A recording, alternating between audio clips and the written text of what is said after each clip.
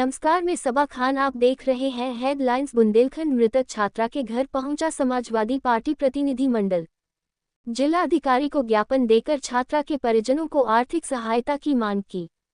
झांसी बुंदेलखंड विश्वविद्यालय की छात्रा को 28,000 रुपये की छात्रवृत्ति न मिलने के कारण आत्महत्या कर ली थी। इस मामले की समाजवादी पार्टी के राष्ट्रीय अध्यक्ष अखिलेश यादव ने गंभीरता से लिया था।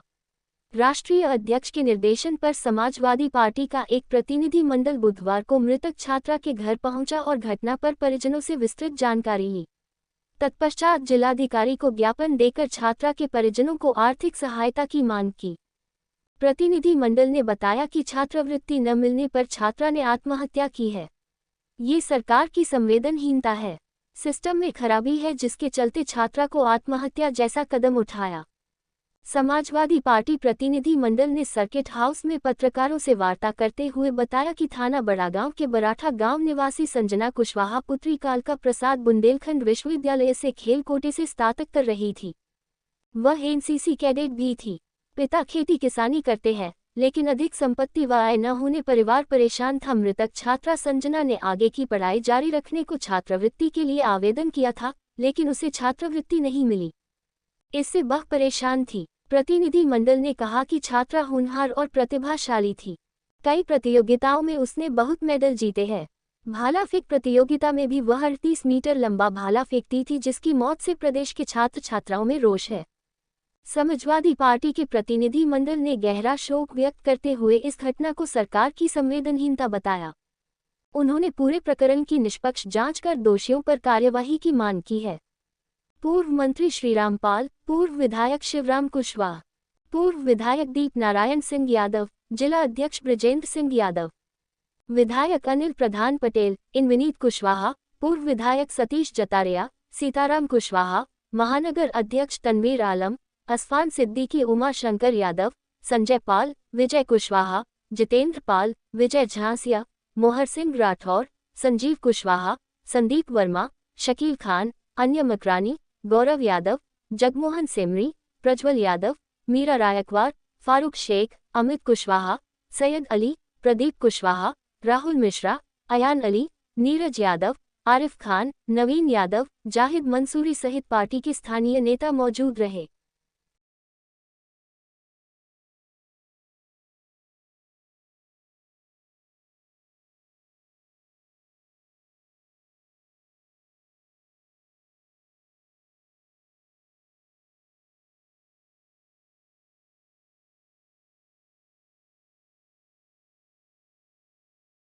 इंक्वायरी में डाल दिए और वो सभी बिंदुओं पर समाज कल्याण का क्या रोल था, कहाँ से कहाँ फार्म सेक्शन हुआ, उसका पूरा स्टेटस वगैरह देख करके कहाँ पर वो रोकी गई है।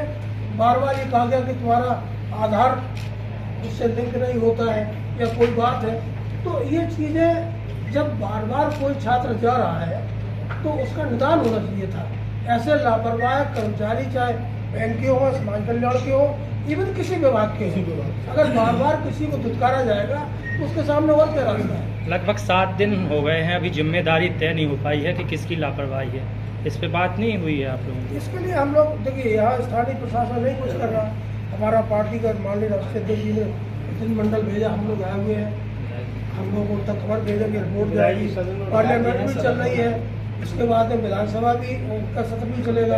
या पूरे बड़े स्तर पर इस मामले को कि और ऐसी, हाँ जी, और ऐसे होनहार बच्चों को उनकी ये पढ़ने ना हो इंतजार करना पड़ा। अभी आपकी सत्र चल रहा है, अगर बिटिया को न्याय नहीं मिलता तो बैंक में पैसा आता है। आपकी बात वो प्रक्रिया हम लोगों को भी पता है, प्रक्रिया हम लोगों को भी पता है, लेकिन कहा यह जा रहा है कि बैंक वाले ये कह रहे हैं कि समाज कल्याण विभाग में उससे कहा गया कि जाओ मर जाओ, ऐसे बहुत लोग मरते हैं। और समाज कल्याण विभाग कह रहा है कि बैंक वालों ने उससे कहा कि पैसा जब आएगा तब मिलेगा। उसने कहा मर जाएंगे तो जाओ मर जाओ, ऐसे बहुत लोग। यही डीएम साहब से हमारा प्रतिनिधिमंडल मिला था कि साहब दोषी जो भी हो, बैंक कर्मी हो या समाज कल्याण से कोई हो, सजा मिलना चाहिए। सिस्टम में कमी है, कुल मिला के सिस्टम में कमी है। दूसरी बात जी, सिस्टम में कमी है, उसमें सुधारना चाहिए और दोषी लोगों को दंड तोड़ना चाहिए। कोई भी हो दोषी दंड तोड़ना चाहिए। आप लोग डीएम से मिले? समझता हूँ कि आप अच्छे पत्रकार हैं कि आपने कम से कम इतनी संवेदनशीलता और इतनी बड़ी बात को रखा। हम तो ये चाहते हैं इसको रोज अपने अखबार में और टीवी पे चलाएं। कम से कम अकेले 3 मामले नहीं है, 3 लाख मामले निकल आएंगे पूरे प्रदेश में इस तरह के कि आप हमको परेशान कर रहे हैं। हमारी अगर नियत साफ है तो सरल नीति बनाए ना। हम क्यों नहीं करते? जब हमारे पास सब कुछ सिस्टम ऑनलाइन है, अब तो आवेदन ऑनलाइन मांगे जा रहे हैं, सारे आवेदन ऑनलाइन हो रहे हैं, तो फिर हमें पैसा लेने के लिए क्यों लाइन में लगाया जा रहा है? फिर हमें ऑनलाइन पैसा क्यों नहीं मिल रहा है? दूसरे लोगों को दे रहे हैं आप, और बच्चों के साथ कोई भेदभाव कर रहे हैं कि हम बैंक जाएंगे तो बैंक जाएंगे, हमारे खाते में क्यों नहीं आएगा पैसा? तो मैंने कहा कि कम से कम राजनीति में एक स्वच्छ दिमाग होना चाहिए। हम किसी की हम कुछ चीजें दुश्मन से भी सीखने की कोशिश करते हैं, हम तो विरोधी से भी सीखते हैं, क्योंकि अगर उन्हें कुछ अच्छाई है, अगर अखिलेश जी को आप विरोधी भी मानते हैं तो उनकी कुछ बेहतर चीजें तो ले लीजिए आप, कि उन्होंने कम से कम नए सोच के साथ व्यवस्था बनाई। कैसे हम लैपटॉप पहुंचाते, 17-18 लाख लैपटॉप पहुंच गए, एक उंगली नहीं उठा पाए आदमी। आप बताइए, कोई बिरादरी कोई वर्ग नहीं छोड़ा जिसको ना दिया हो। उसकी नीति साफ सुथरी बनाई, हमने वजीफा बांटा, सबके खाते में पहुंच गया, हमने फीस माफ की, फीस अगर दी सरकार ने तो खातों में पहुंच गई। मैं सोचता हूं कि उसी तरह की नीति बने जिससे कम से कम जनता का पैसा जनता के पास पहुंच जाए। सरकार के पास कोई दफीना नहीं है बांटने के लिए। अगर सरकार के पास कोई पैसा है, वो पैसा भी लोगों का है, लोगों की मेहनत की गाड़ी कमाई का पैसा है। ये बात हमारे नेता मुलायम सिंह यादव पूरे जीवन कहते रहे कि हम अगर किसी की कर्जा भी किसान का माफ कर रहे हैं तो हम उस पर एहसान नहीं करते, बल्कि उसके पैसे से उसकी मदद करने की कोशिश कर रहे हैं। वो हमें पूरे देश को खिला रहा है, वो देश की पूरी असली ताकत है, वो रीढ़ है। अगर हम उसे कमजोर करेंगे तो फिर हिंदुस्तान स्वस्थ नहीं, वो खड़ा नहीं हो सकता। यही नीति हमारी आज भी समाजवादी परिवार के लोगों की है कि हमारा जो पैसा है, हमारे बच्चों के अधिकार के लिए जो अम्बेडकर साहब ने हमें संविधान में जगह दी है और जो अधिकार दिए हैं, वो कम से कम पूरे सच्चे मन के साथ निभाया जाए। आपका सवाल समझ गए सारे लोगों ने कह दिया। मानसिक यादव जी बताइए, उन्हीं स्नातक। सवाल इस बात है कि डबल इंजन की बात कहने वाले भारतीय जनता पार्टी के लोग 10 साल से दिल्ली में हो गए और 7 साल से उत्तर प्रदेश की सरकार भारतीय जनता पार्टी की बनी। मैं भी विधानसभा का निवासी सदस्य हूँ, चित्रकूट से विधायक, चित्रकूट की जनता के आशीर्वाद से और समाजवादी पार्टी के राष्ट्रीय अध्यक्ष आदरणीय अखिलेश यादव जी के आशीर्वाद से विधायक बना।